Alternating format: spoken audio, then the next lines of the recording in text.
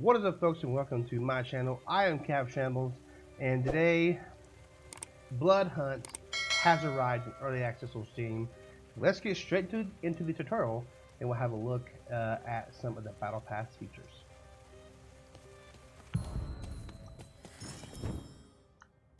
So sliding to C. Good. I'm gonna have to change that keybind just to make that E instead of F. There are no dead ends. Lit. You can climb any wall. Kind of get Hyperscape vibes.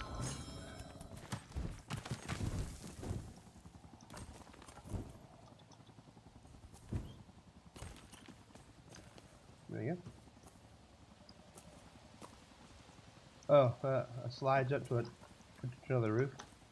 Use your senses Boom. to find a mortal with resonant blood. There we go. There are 4 resonances, each with different advantages.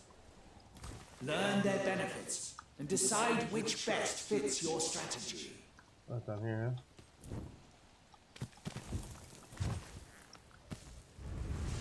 huh? Pretty simple stuff here. Okay, we got this guy. You do want to stay on rooftops, though. You don't want to be on the ground, but it's just a tutorial, so let's just get it over with. Oh, I'm sliding. Alright.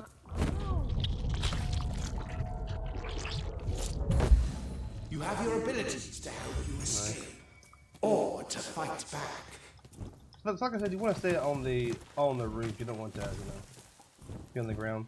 Most of what I've watched so far, and especially during the beta, was making sure that you stayed on rooftops and you didn't get too much isolated on the ground. So let's see if that rings true in the actual early access,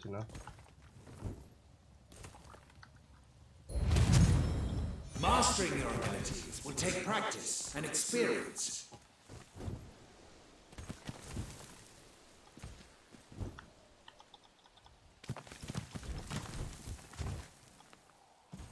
The controls, You will do need feel really good, though. Use your senses to locate equipment and items. Here we go. Perfect. Alright.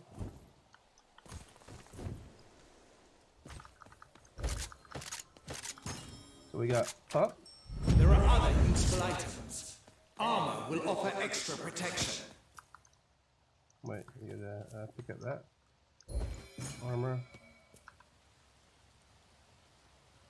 So 6. Stuff on the armor here, folks. Okay, you got fire axe, blood, what's this? Tommy gun pump. What do we have over here? Ooh, what's that?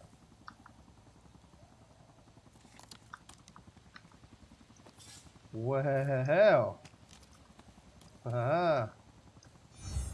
interesting. All right, let's see.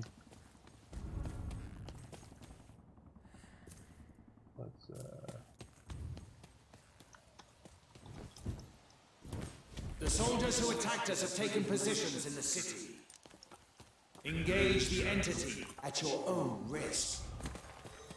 They guard weapons and supplies. Gunfire is pretty good. So you down and then you hold the feed. Awesome. I think, like, as far as take your time to practice. As far as now. recoil goes, soon the real battle will begin. The recoil is not that bad. I know there are a lot of games out there that really, like, the recoil just takes the whiz, but this seems and feels pretty decent.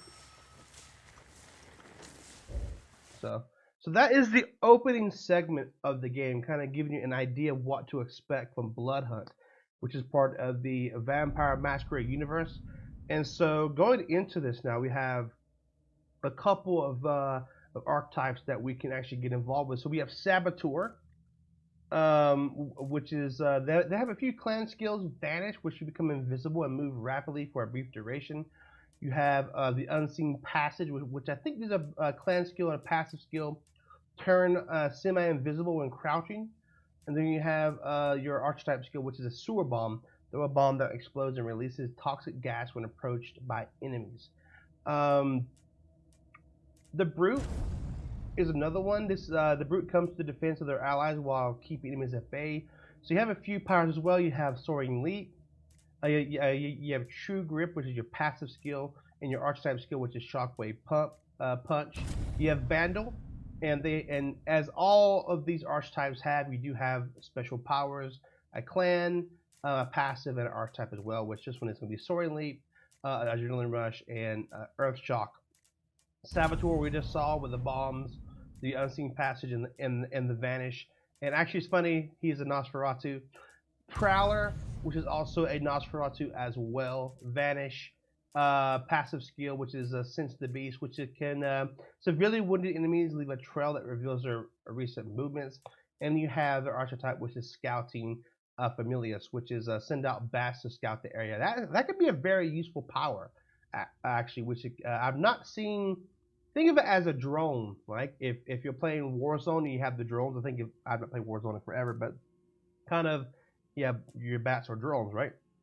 The Siren, which is going to be a Blinding Beauty, which is an archetype skill, which slowly erupts into pure beauty, blinding and damaging all nearby enemies. Kindred Charm,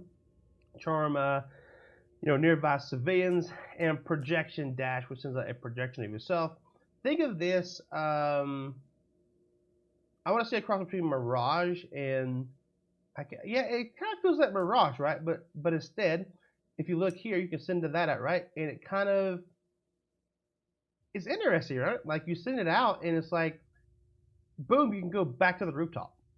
Like, so it's like they took Mirage's ability to make an image of himself, but made it that much better by saying, hey, if you're in a pickle, put it here, chop down, fight, and boom, you can go back, right? Which is pretty interesting. Probably. This is a character I'll probably be playing with the most, is Siren, just because of that power. And of course, we have the Blinding Beauty as well. And lastly, we have the Muse. And these two are featured prominently on screenshots and trailers. These two characters specifically. So Rejuvenating Voice, which enters a restorative state that heals yourself and nearby allies while being channeled, taking damage or using the power while channeling interrupts the healing state.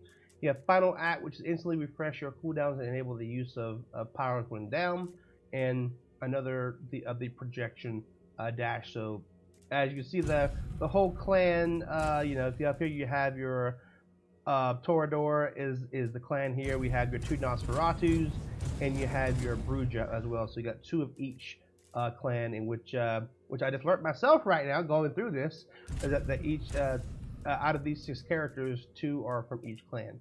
So it's interesting to see how the game actually, adds more characters and more archetypes to the clan. So we'll enter Elysium, and I hope you guys stay tuned for the next video, which is going to be going over the Battle Pass. I'm Cap Shambles. Please like, comment, subscribe, and I'll see you guys with some more Bloodhunt videos. Later.